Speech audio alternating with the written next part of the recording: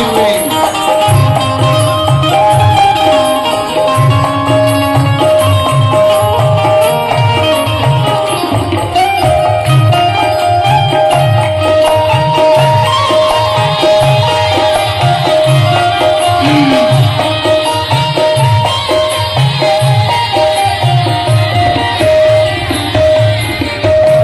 और सुनो, आप हमको पुण्यात्मा ना समझना, हम धार्मिक नहीं हैं, जैसे हैं पर तुम्हारे ऐसे ही हैं।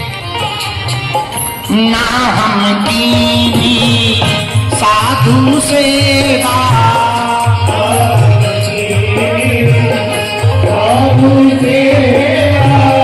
साधु सेवा तो ठीक है, हम गुरु जी की भी सेवा नहीं कर पाए, तो बहुत नालायक ही है। आप हमको निकृष्ट ही समझो, फिर भी हम आपसे प्रार्थना कर रहे, सुनो। ना हम कीनी साधु सेवा,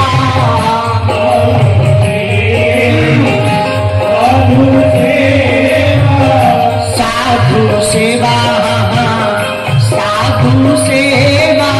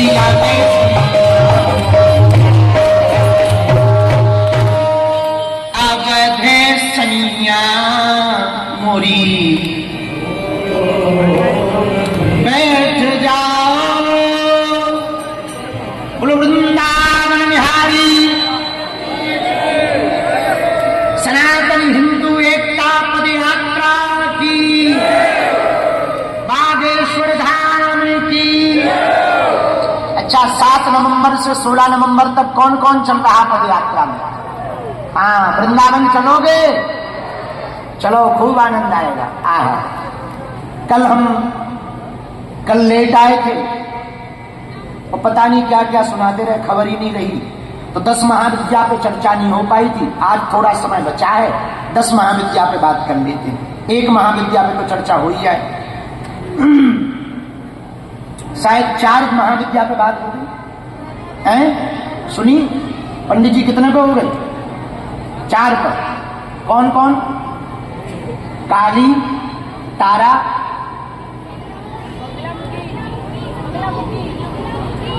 धूमावती और बगलामुखी। कुर्सी पे हो गई? नहीं भाई, अच्छा हो गई। चलो आज सुनो 10 महाविद्या में, जो 10 महाविद्याएं हैं उन पर एक और आज ले लेते हैं। काली तारा महाविद्या,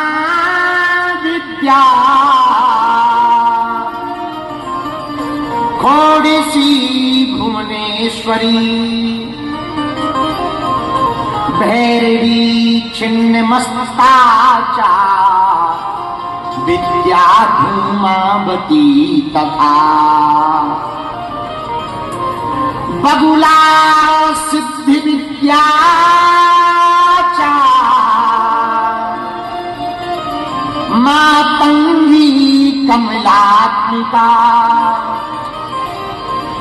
एकादश महाविद्या सिद्धि विद्या प्रकीर्तिता। 10 महाविद्याएं शैव दृष्टि से देखें तो भगवान शंकर से उत्पन्न है, पर वैष्णव दृष्टि से देखें तो महाविष्णु से उत्पन्न है, पर शाक्य दृष्टि से देखें तो इन्हीं से सब कुछ उत्पन्न है। तो अलग अलग वर्णन मिलते हैं तो हम मतभेद नहीं चाहते, क्योंकि मत मतांतर बहुत होता है और हम मत मतांतर में पढ़ते नहीं।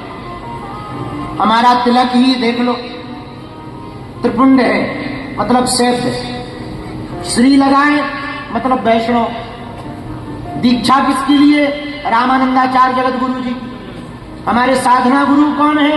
सन्यासी बाबा शंकराचार्य जी की परंपरा के। लो बताओ, श्री किसकी है? तुम्हारी किशोरी जी। तो देखो सब हमारे गुटमिट हैं, सब गुटमिट हैं हमारे। तारा त्रिपुर सुंदरी पे बात हो गई है? हाँ, काली, तारा, त्रिपुर सुंदरी, भुवनेश्वरी, भैरवी, छिन्नमस्ता, धूमावती और बगुला, ये 10 महाविद्याएं। श्री राम जय राम जय जय राम, श्री राम जय राम।